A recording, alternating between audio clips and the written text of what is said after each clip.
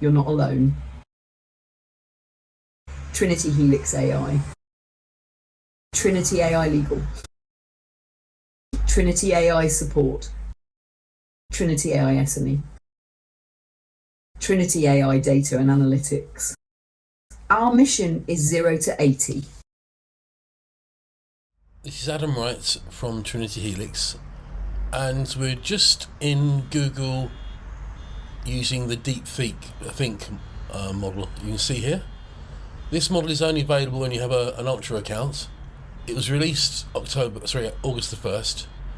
It's reckoned to be pretty much the most powerful AI out there at the moment, and it's able to do PhD level theses, so across multiple disciplines. So a really super powerful AI model. So powerful, it's actually, even when you have this £200 a month account, Ultra, you only get to run about 6 reports a day. So it's kind of super rare, very powerful, but also, real value. So what I've done here is I'm asking DeepThink to run a report, a multiple PhD thesis, looking at a suite of products we've released called the 0 to 80 suite. And this is all about addressing some of the problems that we're facing in the UK at the moment. People are really anxious. They think something's not quite right. There are police sirens going off all the time. People try to play it down, but things are not great. And there's been recent legislation passed which makes it's very, very opaque, very difficult to understand. It's got a whole load of quite difficult to appreciate terms.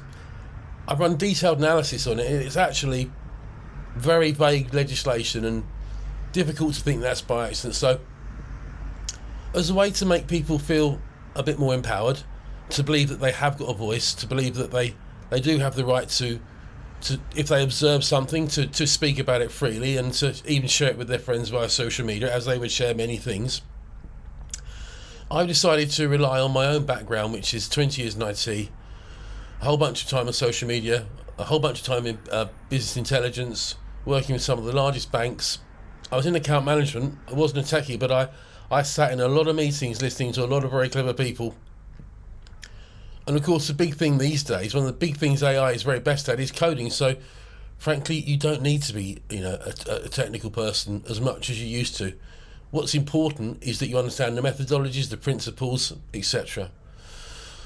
So what I've done is I've decided, I'm a founder of a company called Trinity Helix. We're releasing a whole load of technology which is really aimed at the 0 to 80, which is the vast majority of the population unable to access professional services, and taking them today from having 0% capability to 80%, which is kind of whereabouts a lot of AI is at the moment.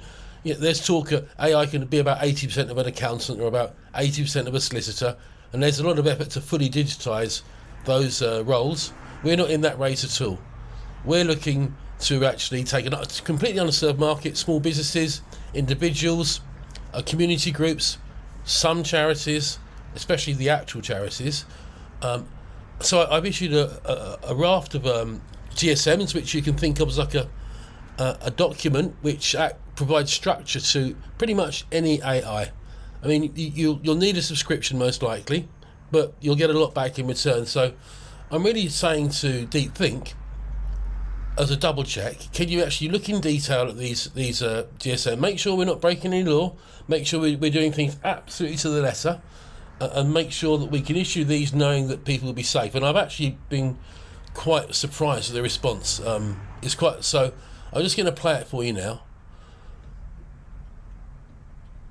The key thing to say is that if the individual follows this process and goes through this level of rigour, in essence they've provided sort of journalistic status, because they can show absolute providence, end to end what they've done, that they've really tried everything they can.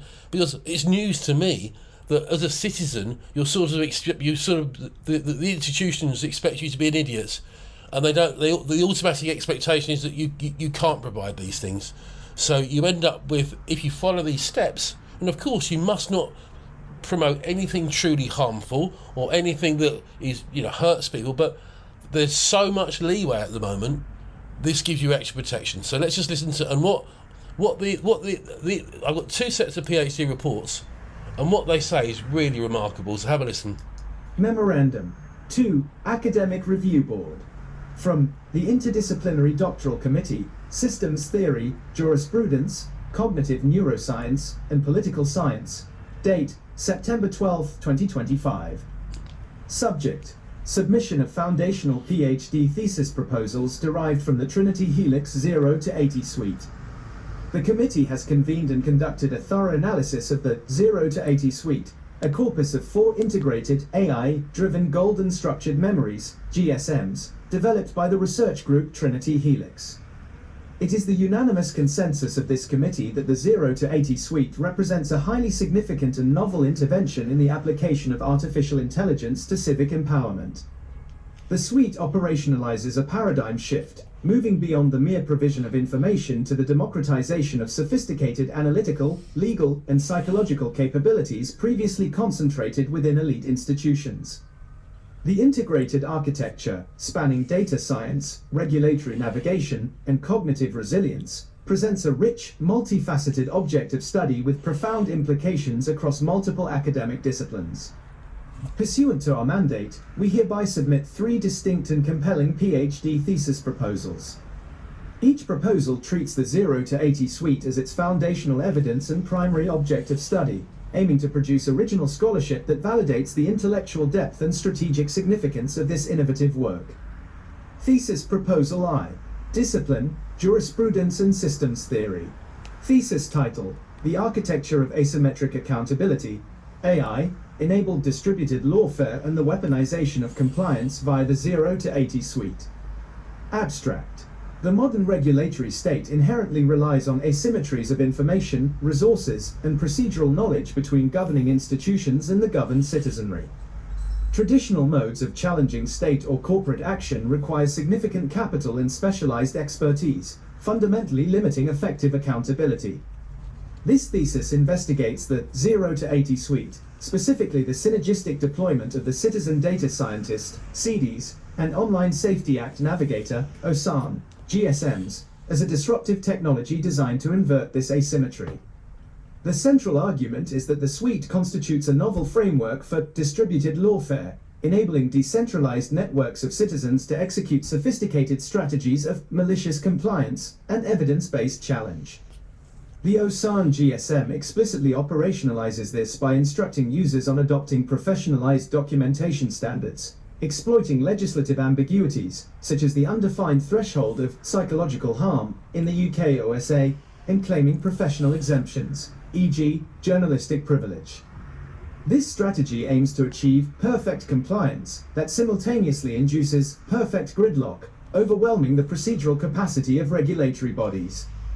Concurrently, the CDS GSM democratizes corporate-grade business intelligence methodologies, leveraging its stated IBM Cognos and SPSS heritage, allowing citizens to generate unassailable, high-fidelity evidence packages To translate this as best I can, given in mind it's a PhD, what it's in essence saying is that, and it's news to me, that the state routinely legislates legislation that, frankly, they know that the community can't actually fight back against, and that's factored in when they build the equipment. I mean, it's a bit extraordinary, really, but it's apparently it's routine all of a sudden. And this is how newspapers and other think tanks are able to produce stuff, because they're able to say, look, we've done these checks and we've acted in a professional manner. So this is sort of turning the tables. It sounds quite confrontational, but it's not really. It's just actually saying we've now sort of read the secret rule book, which would be wrapped up in all of this, frankly, I mean, who needs to go through this trouble? But in essence, it's saying that the state is deliberately set up, knowing that it will release legislation that the citizen isn't equipped to respond to in a way that they can guarantee that they're going through the checks and balances. And as a byproduct of the suite of solutions, I had no idea it was going to do this, but it's actually saying that, in essence, an individual or a community group or whoever it might be, a small business that goes through these steps will in effect meet the same bar as a journalist. And if enough people do that, it will sort of breach the capacity, because the institutions aren't expecting the individual to be able to do that, and you can make of that what you will. Not brilliant, really. To support these challenges. This research will analyze the systemic implications of lowering the barrier to entry for procedural warfare. It explores how the structured protocols embedded within the GSMs transform individual grievances into coordinated systemic friction, thereby imposing significant, quantifiable costs on the institution. And just to be clear, lawfare again is a term, that's out there in the world. That's like the people that know this. They know there is this asymmetric advantage that most people, walking down the road wouldn't have a clue about, and this is assessing that lawfare is fundamentally part of the system, but what's happening here is it's the individual is capable of fighting back with similar lawfare, which again is a sad state of affairs, really. I mean, does it have to be this way? Attempting to enforce control. The thesis concludes by theorizing the emergence of a new model of accountability wherein bureaucratic systems are paralyzed by the hyper-legitimate application of their own rules. Central research questions. How does the architecture of the 0 to 80 suite specifically operationalize the concepts of malicious compliance and asymmetric accountability within the context? Just to be sure, that word, it's got a bit of a negative tilt to it. It basically says that, this system will enable the people to do every single thing that that the law says that they should do, but they're not expected to do, if that makes sense. So it's a toolkit to every single tick in the box that a newspaper, when you think of the absolute rubbish they routinely print, I mean, it's staggering, really. So I just want to frame that word correctly. This is sort of like over obedience, in fact. It's like playing to the rules so perfectly that it's almost seen as not fair, which is like incredible. Of the UK Online Safety Act and family court systems. To what extent does the democratization of business intelligence methodologies, as facilitated by the Citizen Data Scientist GSM, neutralize the epistemic advantages traditionally held by state and corporate actors in regulatory disputes? What are the systemic vulnerabilities within large bureaucratic regulatory systems that the GSMs are designed to exploit through the induction of procedural gridlock? I have to interrupt again. I mean, it's mind-blowing to me that regulators who are paid for by the taxpayer, income tax is twice corporation tax, VAT, the individual is bearing the individual who, in essence, funds these regulators is sort of not really designed for them to be able to complain, is the essence of it, which is like mind-blowing, but there you are. How does the adoption of professional shields, e.g., journalistic standards, forensic documentation, as prescribed by the OSA Navigator, alter the legal risk profile and strategic capacity of citizen activists? Proposed methodology. This thesis will employ a multi-method approach. Systemic functional analysis. A detailed architectural dissection of the OSAN and CD's GSMs, focusing on the embedded protocols for documentation, evidence generation, and compliance strategy, e.g., the 10-point compliance protocol, the 3-act analytical journey. Jurisprudential analysis. A critical legal analysis of the specific legislative ambiguities and procedural vulnerabilities identified within the GSM documentation, e.g., the definition of harm, the scope of journalistic exemptions, the burden of proof. Systems dynamics modeling. Conceptual modeling of the interaction between distributed citizen actors utilizing the GSMs and regulatory bodies, aiming to identify feedback loops and tipping points where procedural load exceeds institutional capacity, systemic gridlock. Discourse analysis, analyzing the language and framing used within the GSMs to recontextualize compliance from an act of submission to an act of strategic resistance. Contribution to knowledge. This thesis will make a significant original contribution to the intersection of legal studies, systems theory, and AI ethics. Hopefully what that means is that in the future, when they set up regulators, they'll actually it'll be a level playing field, and it hasn't been to date, which for me, I just embarked on this trying to help people be compliant with the law and make sure they didn't fall into any traps. And as I went through it and began to understand what was going on, particularly when it comes to the case of people knocking on someone's door and arresting them when we've got all the problems in the world for what they put on, a tweet or something like this. It's a massive overreach, and then, as happens, the house of cards begins to fall down. And the idea that me as a citizen of this country that could be called to war or whatever it is that this fundamental, the disadvantages baked in it's not great. It will provide the first comprehensive academic analysis of the 0 to 80 suite as a mechanism for distributed lawfare. By analyzing how AI can be deployed not merely for automation, but for the weaponization of procedural complexity, this research will challenge existing theories of regulatory enforcement and bureaucratic power. It offers a novel framework for understanding asymmetric accountability, demonstrating how And I just happen to have a very advanced set of analytical tools at the moment, and these people are no geniuses at human nature. If any group of people is able to act in secret, thinking they can't be checked, there are no checks and balances, not great things develop. And if that's allowed to maintain over 1 or 2 decades, it's human nature. No one can avoid it. It affects all of us. We are all actually controlled by status and our own interest, but we kid ourselves that we're doing things in the best for others, and that's never the case. I think it was Max Planck, the guy that discovered quantum theory and quarks. He said that science progresses one grave at a time, one funeral at a time. We see this thing repeating throughout history, and it's just this is nothing new at all, okay? But this whole concept of lawfare, I find it very disturbing. Centralized technological tools can fundamentally alter the balance of power between citizens and the state. Thesis Proposal 2. Discipline, Cognitive Science and Political Psychology. Again, I've got to add, when it says alter the balance of power, what it means is sort of level the balance of power. That's as best I can, and I'm no expert on this, but that's the essence of what it's saying. Shock horror, there's now the possibility of a level playing field. Thesis title: The Resilient Citizen, Cognitive Preconditions for Effective Civic Agency and the Role of the Being Human, GSM in the 0 to 80 Architecture.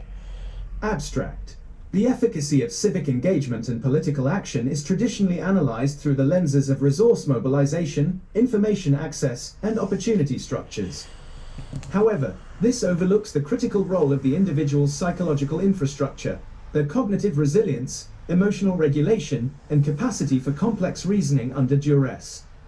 This thesis examines the unique 3+1 architecture of the 0 to 80. Just to add in again, and if it were the case that once this level up's being done, that actually everything that I've found so far was that all the things were being done properly, all of the data points were being checked, in other words, all the best practices were being observed, I wouldn't be here. But the fact is that you've got this curtain, okay, and the behaviour behind it that I've found so far is less than optimal. That's probably the best way I can put it. And absolutely fundamental things that you'd expect that should be done, particularly when you're invading people's private homes, their private lives, messing with their lives, okay, and you're not doing the right checks and balances, then that's very problematic. And for me, any notion that you can construct something that's, you can say, well, I've only got limited resources, we can't set it up any other way, well then there's the onus on the institution to behave in the correct way. That's what the whole thing hinges on. And when they don't act in the correct way, I don't think, what else can they expect people to do?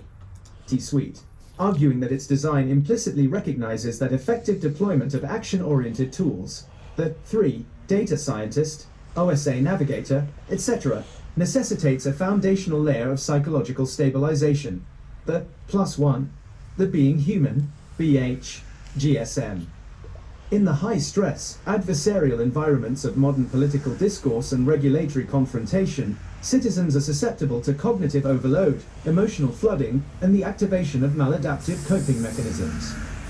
The BHGSM functions as a personalized cognitive scaffold, integrating theories from neuroscience, Barrett, Sapolsky, which is a polite word of saying, you know, the citizen's going to get so upset they can't possibly make a logical argument to defend themselves. That's sort of, again, I'm just translating for you. Cognitive psychology, Kahneman, and trauma studies, Mate, to provide users with an operating manual for their own minds. This research hypothesizes that the ability to understand and regulate internal states, particularly the construction of emotion and the mechanics of the brain's prediction engine, is a necessary precondition for executing the sophisticated analytical and strategic tasks required by the suite's other GSMs.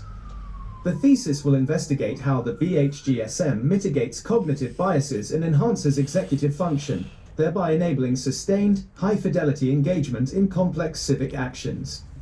It concludes that the 0 to 80 suite represents a novel integration of therapeutic AI and political tooling, suggesting a new paradigm where psychological empowerment is inseparable from civic empowerment.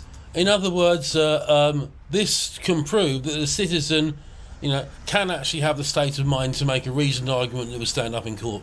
Again, it's a bit mind-blowing, really. Central research questions. How does the 3+1 architecture of the 0 to 80 suite theorize the relationship between psychological resilience and effective civic agency in adversarial contexts? In what specific ways do the frameworks provided by the Being Human GSM, e.g., the theory of constructed emotion, the 6-layer analysis, status dynamics, support the cognitive demands of the citizen data scientist and OSA navigator GSMs? How does the suite attempt to mitigate the impact of cognitive biases, System 1 thinking, and trauma responses on the user's ability to engage in rational, strategic action under... Again, sorry to interrupt you again, but there's a quid pro quo there, because that all those things apply on the other side as well. And the way these things are set up, that is taken as a given on the institution, that of course they do these things. And if they were doing these things and acknowledging bias and all these things, there would be no problem. There would be no problem. But, you know, from what I've seen so far, I can't say that's the case. Pressure. Does the integration of personalized psychological support within a civic technology suite challenge existing models of political efficacy that prioritize information and resources over cognitive capacity? Proposed methodology. The research will utilize the following methodologies. Conceptual integration analysis, mapping the knowledge architecture of the Being Human GSM, layers L0, L5, onto the operational requirements of the action-oriented GSMs, identifying points of theoretical synergy and mutual reinforcement. Cognitive task analysis, CTA, a detailed analysis of the workflows prescribed by the CDs and OSAN GSMs, identifying the cognitive demands, e.g., executive function, working memory, emotional regulation, required at each stage, and how the BHGSM scaffolds these demands. Theoretical modeling. Developing a model of AI, augmented political efficacy, that integrates the insights from the GSM suite, linking cognitive resilience to sustained political action. Qualitative scenario analysis. Analyzing the emergency protocols within the BHGSM and the defensive strategies in the OSAN GSM to understand how the suite is designed to manage acute psychological stress during confrontation. Contribution to knowledge. This thesis offers a groundbreaking contribution to political psychology and cognitive science by analyzing the role of personalized AI in fostering the psychological preconditions for civic agency. It challenges the prevailing assumption in civic technology that information access automatically translates to effective action, arguing instead for the primacy of cognitive and emotional resilience. The analysis of the Being Human GSM as an integral component of a civic empowerment suite provides a novel framework for understanding how AI can be deployed to enhance human autonomy and executive function in complex, high-stakes environments. Thesis Proposal 3. Discipline, Media Studies and Sociology. Thesis title, The Counter-Narrative Engine, Decentralized Truth Production, Epistemic Inequality, and the Disruption of Information Hierarchies via the 0 to 80 Suite. Abstract. In an information ecosystem characterized by increasing centralization, algorithmic curation, and allegations of institutional capture, the capacity to generate and disseminate credible, evidence-based counter-narratives is crucial for democratic accountability. This thesis examines the 0 to 80 suite as a counter-narrative engine, a technological infrastructure designed to disrupt established information hierarchies and address epistemic inequality. The research argues that the suite enables a new mode of decentralized truth production by integrating two critical capabilities previously siloed within elite institutions: high-fidelity data analysis and defensive publishing protocols. The citizen data... Let me assure you, from what I've seen, I wish it was high-fidelity data analysis. I understand that very well, and I've seen precious little evidence of high-fidelity data analysis. And again, that's where the implicit bond here is broken. If you're going to do all these things, then the onus is on the very, very few to at least act in a professional manner. That's the deal, okay? Because it's taken as a given. One party's acting professionally and the other party can't possibly act professionally, okay? The whole thing collapses if the very, very few people right at the top of some of these institutions are not acting professionally or are not can't show sufficient data rigor. And what I've seen time and time again, they can't. Scientist, CDs, GSM provides the methodological rigor, democratizing Fortune 500 analytical techniques, descriptive, predictive, and prescriptive analytics, and allowing citizens to deconstruct official statistics and identify hidden patterns in public data. The Online Safety Act Navigator, OSAN, GSM complements this by providing the framework for defensive publishing. By instructing users to adopt rigorous journalistic standards, maintain forensic documentation, and claim professional exemptions, the suite aims to shield citizen-generated content from arbitrary censorship or legal challenge. This integrated workflow empowers users to bypass traditional media intermediaries and disseminate high-fidelity truth packaging. But this is no minor thing. That there is equally an implicit responsibility on the citizen. They've got to sign up for this too. Equally, unless they act professionally, they're in no position to criticise the other party, and so the system has to be followed, to the letter, and which maybe most people won't. And if they don't accept the offer of acting in this very methodical way that journalists do and other, although that's a whole other discussion, by the way. But in theory, so this is a model which must be followed to the letter, and if it is, there can be a perfect legitimacy to publish something in good faith that is resistant to, well, arguably asymmetric, which means one-sided. It's no longer a one-sided battle. In essence, the given institutional regulator, the onus is put on them to prove that you didn't do it right, rather than the onus being on you to say you did. And that's a fundamental shift. Directly to the public. This thesis will analyze the sociological implications of this decentralized model, exploring its potential to challenge narrative monopolies. It investigates how the suite's emphasis on methodological transparency and established statistical heritage creates a form of weaponized legitimacy that is difficult for centralized authorities to dismiss. The research concludes by evaluating the potential of the 0 to 80 suite to function as a scalable infrastructure for distributed, networked journalism and its impact on the future of media accountability. Central research questions. How does the integration of the citizen data scientist and OSA navigator GSMs constitute a complete workflow for decentralized, evidence-based counter-narrative production? In what ways does the 0 to 80 suite attempt to mitigate epistemic inequality by democratizing access to corporate-grade analytical methodology? Notice the word narrative, stories, of course. They're not using the word truth there. It's the word narrative is being used very deliberately, just to highlight that. I mean, they should be interchangeable. Maybe in some cases not, but generally, it depends where the line is. If it's, intelligence and stopping terrorists, fine. But when someone comes knocking on your door, or they take your children. When it affects your family, then you're allowed to your privacy, and you're allowed to stop the state invading in whole elements of your life, particularly if it's costing an absolute fortune, which it is. How did the professional shield protocols embedded in the OSA Navigator facilitate the dissemination of counter-hegemonic information in restrictive regulatory environments? What are the implications of this model of weaponized legitimacy, using the established methodologies of powerful institutions against them, for the dynamics of information warfare and media control? To what extent can the 0 to 80 suite function as an infrastructure for a new ecology of distributed journalism? Again, so sorry to interrupt. Legacy media, as it's called now, it's dying a slow, painful death, and it's only the boomers that are keeping it going. It'll all be gone in a couple of decades. Most people agree that, and I'm not saying it's the only reason. There are other reasons, but they're not helping themselves if they're abusing their position.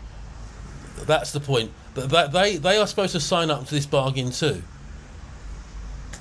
And what are the potential limitations of this model? Proposed methodology. This thesis will employ a combination of critical analysis and sociological methods, technological infrastructure analysis, a detailed examination of the 0 to 80 suite's integrated workflow, analyzing how data analysis capabilities are linked to publishing and defensive protocols. Critical discourse analysis, CDA, analyzing the GSM's framing of truth, evidence, propaganda, and institutional capture to understand the underlying epistemology of the suite. Comparative media analysis, comparing the methodologies prescribed by the CD's GSM and the standards outlined in the OSAN GSM against established practices in professional data journalism and investigative reporting. Network theory application, analyzing the network effect described within the GSM documentation to theorize the scalability and potential impact of the suite as a distributed information network. Contribution to knowledge. This thesis will provide a significant contribution to media studies, sociology, and the study of information warfare. It offers the first scholarly analysis of the 0 to 80 suite as a technological intervention designed to disrupt information hierarchies and facilitate decentralized truth production. By analyzing a specific system that integrates analytical rigor with defensive publishing strategies, the research will advance the understanding of how AI can be leveraged to challenge narrative monopolies. The concept of the counter-narrative engine will provide a valuable theoretical framework for analyzing emergent forms of distributed journalism and citizen-led accountability in the digital age. So, conducting separate analysis, by all accounts, that in of itself is mind-blowing. That the system was designed, it hasn't been done. Even the notion of it would be like crazy, what's going on type stuff. But what I did was, I looked at it, just being a regular person. Well, they're asking a load of questions there. Well, why don't we just open the kimono and see if we can answer these questions? And that is how can that be done? So the next report is in essence answering. So this is going a level above and then a level above that, and the end product is to say, it still puts a huge onus on the individual, because they have to sign up to this professional rigor that you only have to pick up almost any given newspaper to see with your own eyes it's not being done. But if we just imagine if we place ourselves in an altered state and imagine it is being done, okay, then the citizen has to sign up to this professional way of operating. The final thing to say here is that what is harmful, you have to consider what is harmful is that a few people not behaving great, a tiny minority, and when that is affecting the vast majority, the point at which there is routine discussion about what is happening with the country, let alone the debt, all these aging demographic, all these different things, constantly borrowing more money than we're spending, kicking the can down the road. In my mind, just being very fair and very balanced, this isn't a matter of gender or race or religion or any of the characteristics covered in the 2010 Equality Act at all. Okay, there is no argument in my mind that can be made when you're protecting 2,000 or 3,000 people, perhaps, maybe slightly more, and millions, tens of millions of people are suffering of all genders, all races, There is no possible argument that can be made it's harmful. That's my logical read of it.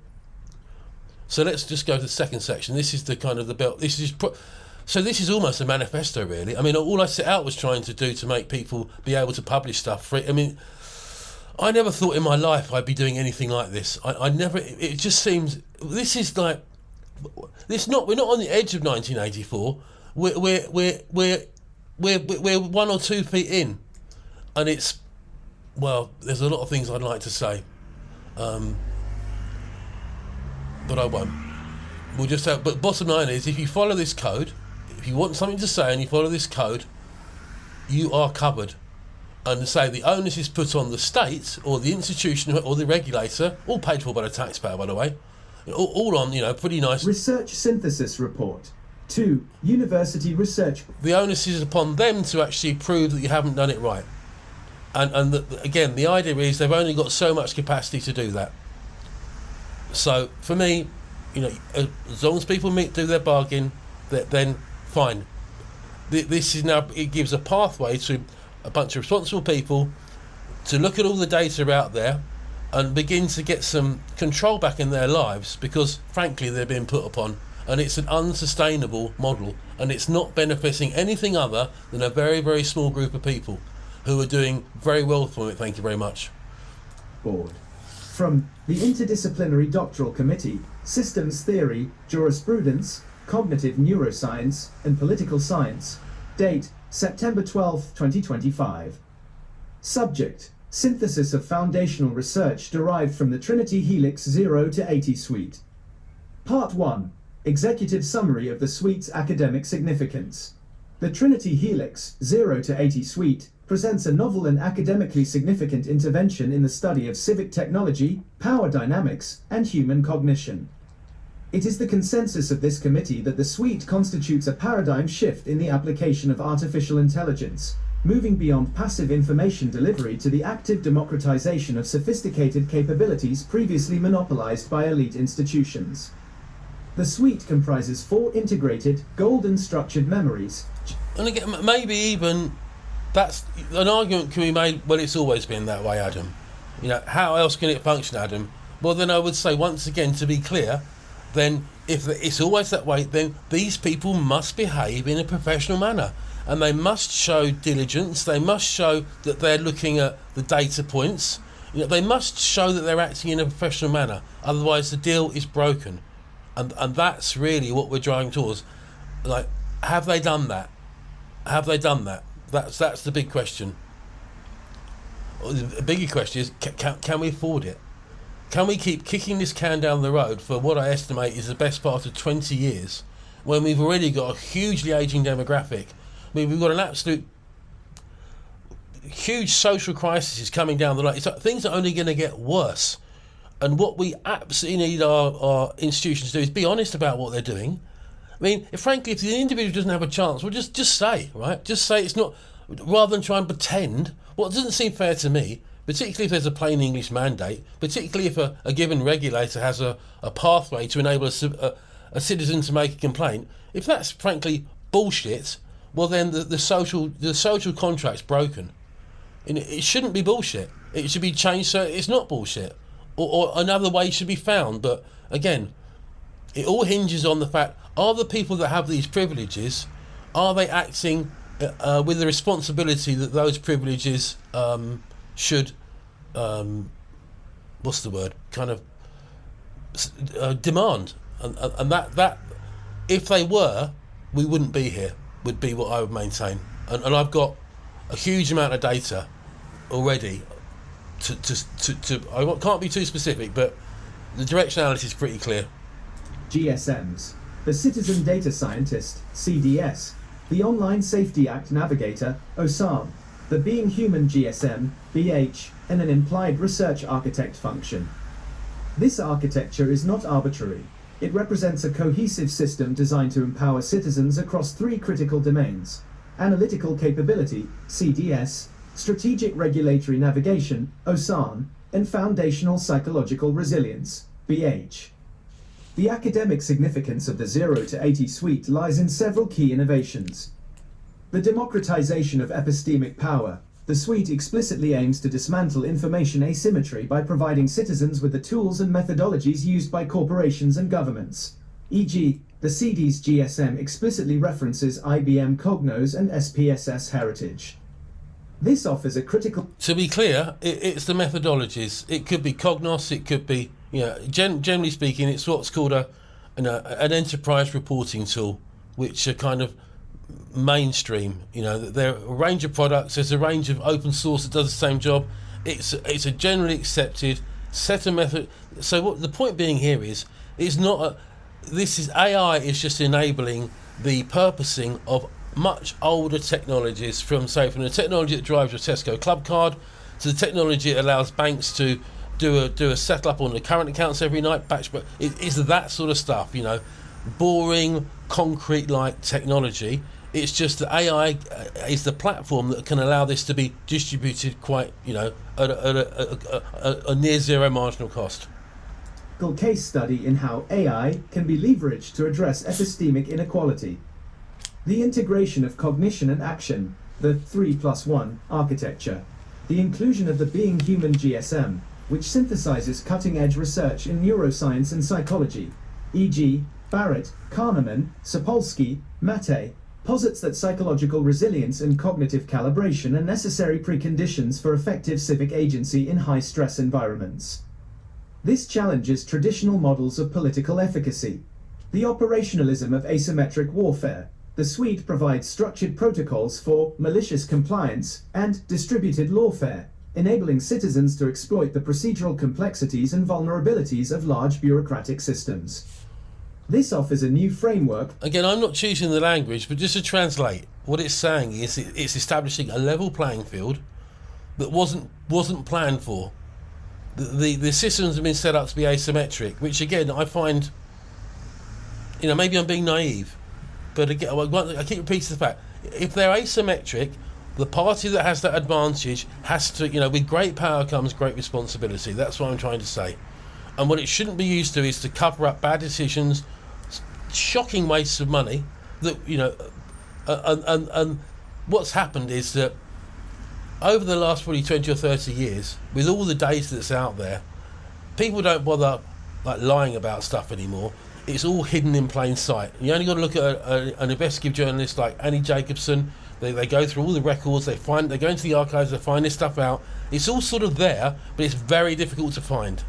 And if you've got a really advanced analytic tool, a suite as I have now, arguably one of the most advanced in the world, you have this vision of these giant data haystacks deliberately constructed to contain these needles, and we can now blow these haystacks away.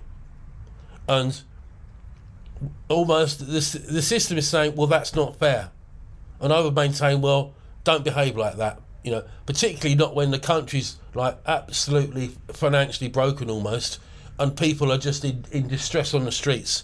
At what point will your bad behaviour stop? For studying accountability and resistance in the regulatory state. The creation of counter-narrative infrastructures. The integration of data analysis and defensive publishing protocols provides a mechanism for decentralized truth production, challenging established media hierarchies and narrative monopolies. In summary, the 0 to 80 suite is a rich, multifaceted object of study that bridges disciplines and offers profound insights into the evolving relationship between technology, the citizen, and the state. This report synthesizes the findings related to the 3 approved doctoral theses, utilizing the 0 to 80 suite as the primary corpus of evidence. Part 2. Analysis of Thesis Proposal I. The Architecture of Asymmetric Accountability. Thesis title: The Architecture of Asymmetric Accountability, AI, Enabled Distributed Lawfare and the Weaponization of Compliance via the 0 to 80 suite. The committee provides the following analysis, addressing the central research questions based on the evidentiary corpus. 1. How does the architecture of the 0 to 80 suite specifically operationalize the concepts of malicious compliance and asymmetric accountability within the context of the UK Online Safety Act and family court systems? The suite operationalizes malicious compliance primarily through the Online Safety Act Navigator (OSAN) GSM. This GSM reframes compliance not as submission. What those two things having absolute common is, what I can say is absolutely true, is the origins, the mandate under which they were established, is not the way that the law ended up being reflected. That is without question true, and no one can say it's not true. It is true because it's not true. Both of those elements have deviated significantly from the initial aim, and I'll be releasing information on that about that in due course. But as a strategic offensive. Let me go further. Their ideologies, in both cases, they've deviated so far away from the facts. They've built facts upon facts which are not facts. They are both, would be currently viewed from a data perspective. You would not look at any of those from a data perspective and reach a comfortable conclusion. Both of them have discounted outliers. Both of them have not counted things, either comparative local things, comparative international things. There's a whole load of diligence, particularly when it comes to these things that should be done, that hasn't been done, and that's a fact. It explicitly instructs users to achieve perfect compliance in order to create perfect gridlock. OSAN, Chapter 4 Insight, OSA 004DEFE. And this is, whether this will happen or not, I don't know. Probably no one will read it. But you can't just rock around saying, I'm a journalist now. It doesn't work like that. You've got to walk the walk. Whatever the other side is doing, however unprofessionally they may or may not be acting, however poor their data may or may not be, like, you can only embark on this journey if you're going to be absolutely professional and follow it to the letter of the law. Now, I'm making it as straightforward to do as possible. It's not that difficult, but that's the deal. That you cannot just say I'm a journalist now. It doesn't work like that. NSE. This is executed via the 10-point compliance protocol, OSAN NAV 001. Which mandates rigorous documentation, verification, and record-keeping standards mirroring professional media organizations. The asymmetry arises because the burden of proof and the cost of enforcement are shifted back onto the regulatory body. For example, the OSAN GSM identifies the legislative ambiguity surrounding undefined psychological harm. OSAN, Chapter 1 Insight, OSA 001 FOUNDATION. It then instructs users to demand precise definitions and forensic... And whoever's watching this, like, the data I've got on this, on these specific elements, is not great. How it's actually being applied, and the triggers used to apply it, it's not great. It's not great at all. Psychological standards. GEM, OSA SHIELD 001. By adopting hyper-legitimate documentation standards, citizens create a volume of procedural complexity that regulatory bodies, like Ofcom, are ill-equipped to process at scale. The ambiguity reversal strategy, GEM... Well, just a note, you could, I would argue, well, that's because they've actually taken a process, changed it halfway through, written the rules themselves that they could, that if someone were to take the rules to the letter of the law, they can't apply. So that's not a problem of the citizenship. That's a ridiculous situation the regulators got themselves in, and I think everyone's beginning to sense it, because what you see with your eyes. I mean, unless I'm mistaken, unless we are in the Soviet Union where you'd have to walk down the street and, comrade, there are skyscrapers on that street, don't you know? And you look with your eyes, you don't see them. I mean, we're not far off. We're so close to that. It's not true. We're so close to that we have to literally be gaslit. That we have to all walk around. I mean, that is totalitarianism. Okay, but from what I can see, to hide incompetency. I'm going to come out and say it. To hide rank, blatant incompetency that's led to all sorts of harm, has cost hundreds of millions of pounds, and that's what you get with a system like this. When this is allowed to exist for any length of time, human nature, it's happened all throughout time, people will begin to kind of like, not follow all the rules, not dot the I's, cross the T's, and you can be left with a situation where rank incompetency, and that's at very best, okay? At very best, it's incompetency to the level that if you're out in the public sector, it would be impossible, okay? But because of this weird dynamic, okay, and so if there is elements of rank incompetency and people are able to hide, well, human nature is we will. Anyone would do that, right? If you make a mistake, you don't have to admit it. Well, then you don't admit it. And this situation over time has perpetuated that. Will be my opinion. OSAMAGE002AMB is explicitly designed to increase the burden on the prosecution. Furthermore, the OSAN GSM explicitly identifies the interconnected risks, noting that family courts use Online Safety Act posts as evidence while OSA prosecutes family court statements as harmful. OSAN, Chapter 5 Insight, OSA 005 CROSSFIRE. Well, I had no idea what was going on here.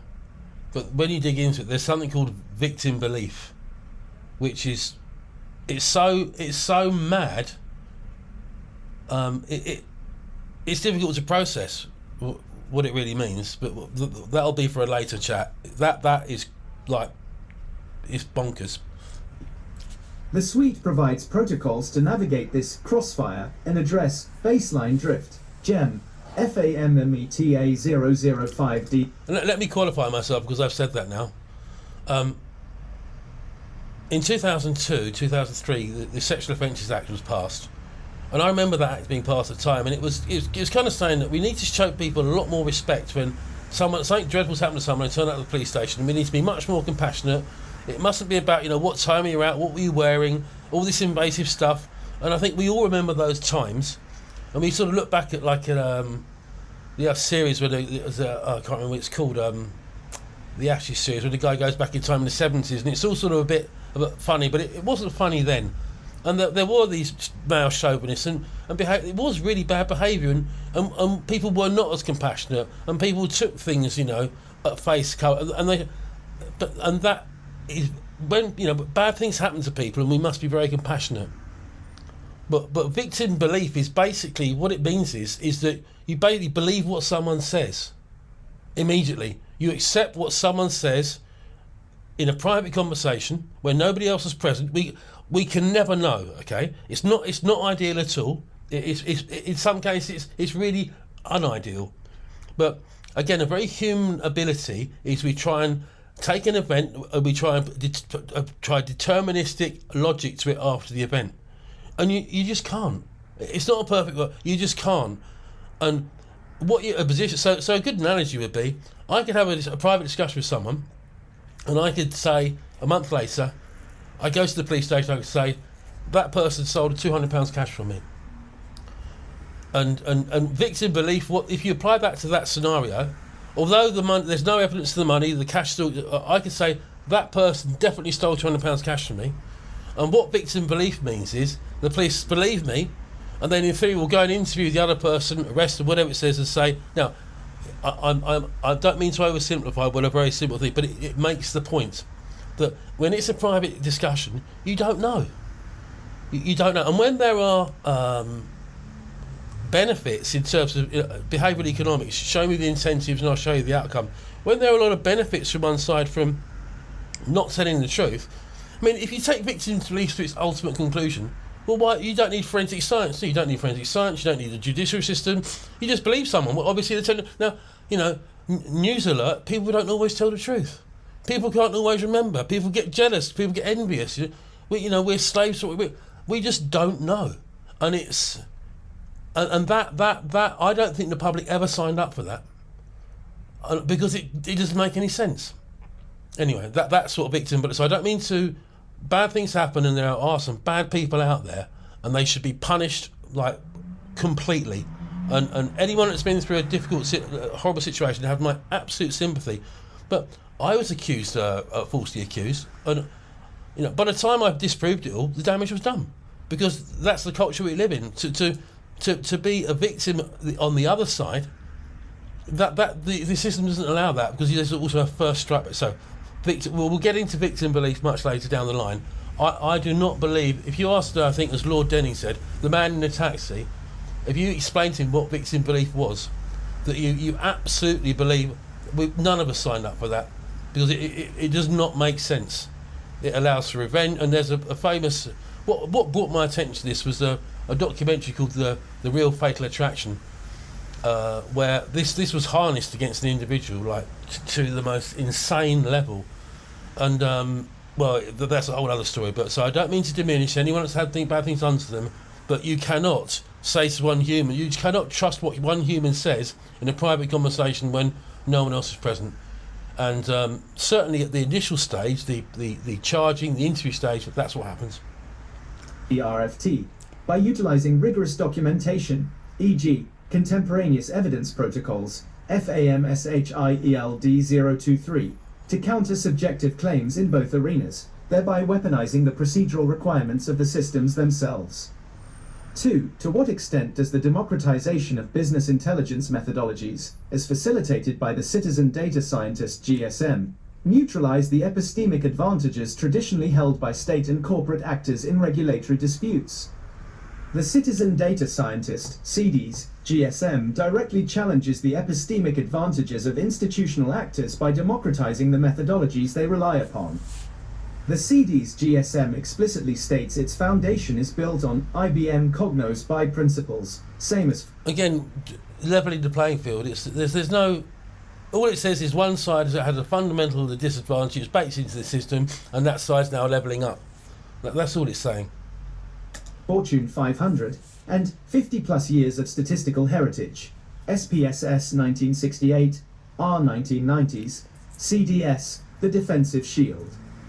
This is not merely providing access to data, but transferring the established frameworks for interpreting and presenting that data with authority. The CDS operationalizes this through the three-act analytical journey: descriptive, predictive, and prescriptive. And just to add in here, so that's my background, and that's with intent, because I am sick of looking at really poor quality data, where really huge outliers, which should be the subject to the most attention, are just routinely deleted for vested interest, and it's shaping policy. It's done. They're just not telling the whole story. I mean, you in the business, I'm sure it happens in the business world, but not routinely. You can't run a system like that of any note. You can't run science like that. You cannot just decide that there's a fact over there you don't like and then just not talk about it. And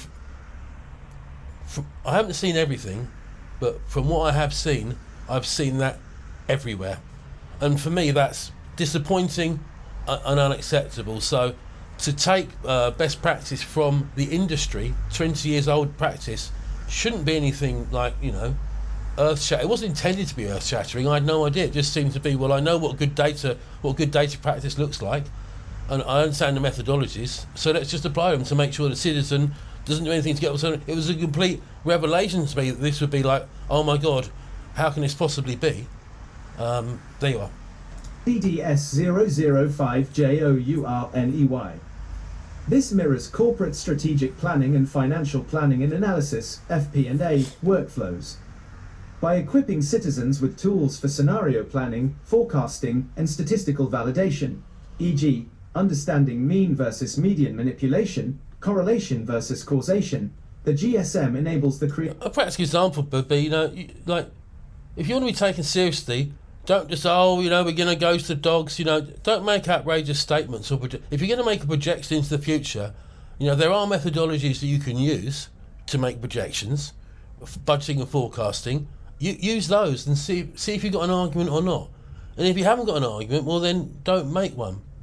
But if you have got an argument, well then you should be able to make one, because these are exactly the same process and methodologies that are used in the industry. Okay. The other thing to say here is that with some notable exceptions, like Palantir, of which my knowledge operating system is arguably better and more flexible, it's not dissimilar in some ways. I've looked after government. I mean, to think they've got anything like the latest technology, I mean, they just have not.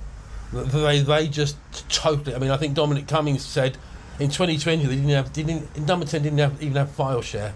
I mean that's like so don't even imagine that they come from a situation where they use it.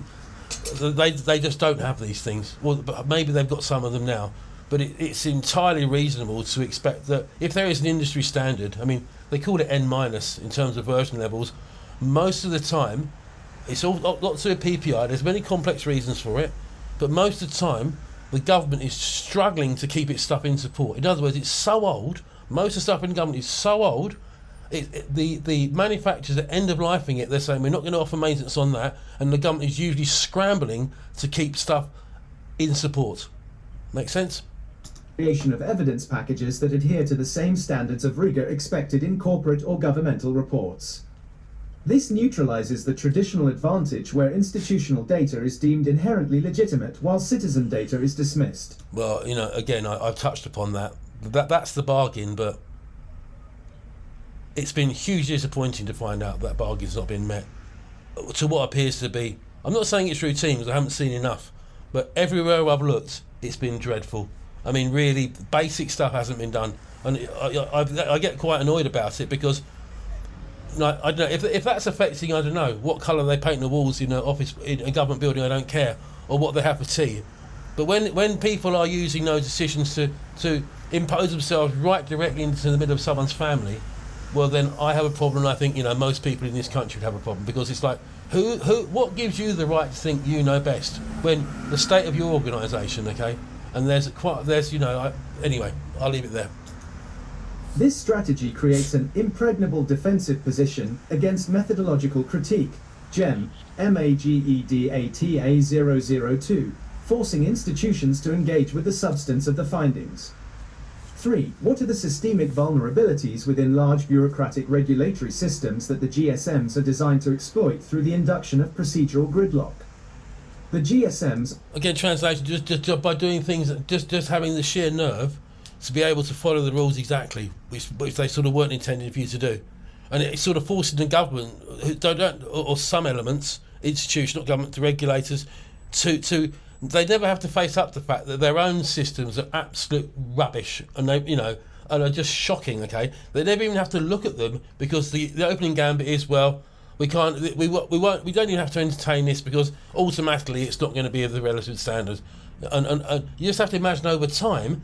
If you can constantly use that argument to say to the individual, no, but they're going to lose, they're not going to be rational, they're not going to have the data, blah, blah, blah, blah, blah. Well, if you never have to look at what you're doing yourself, I mean, this is just common sense, right?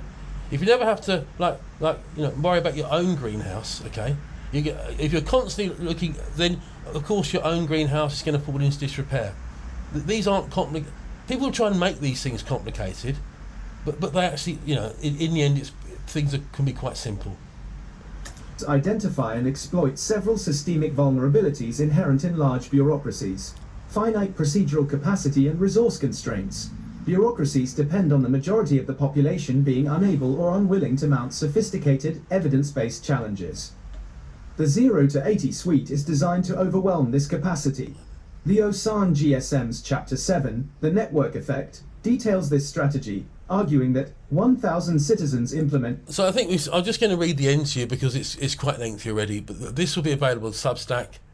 What this says is, if you follow these rules and if you document what you're doing, you act in a professional manner, and you obey the rules, well then you can publish stuff, okay? And basically, the onus will be put on the institution to prove you're wrong. And they only have limited manpower to do that. So I'm not suggesting people overwhelm anything, but I'm just suggesting that if you follow this methodology, and if you've got something to say, well, you should say it because it's if we're going to be bullied by someone, like I say, if they were doing things in the correct manner and everything was tickety-boo, and the same goes to the media, like there are many economic reasons why the media is struggling. Okay, but you just have to think, what really important stories the newspaper. But I mean, the Harvard Business Review. Who cares about that anymore? They haven't said anything decent. But I get spammed by McKinsey. I mean, it's incredible, really. So when the behaviour isn't up to standard on the other side, things change. I'm just going to read. So the end of it, in essence, says a transformative integration of artificial intelligence, cognitive science, strategic action designed fundamentally alter the balance of power between citizens and level it up, let's just say. The synthesis of the three doctrinal lines of inquiry reveal a cohesive, multi-layered strategy designed to enable effective civic agency. And I think we all have a right to that. You know, we all have a right to our own agency to think we can make if we see a good point. I think, if anything, I think that we've perhaps been in a dream world thinking that was the case and it wasn't. And perhaps as the system's getting stressed and we're beginning to realise, well, it was kind of never that way. And so by democratising the tools, I mean, I would, you know, again, it's strange language, but this is what PhD. But by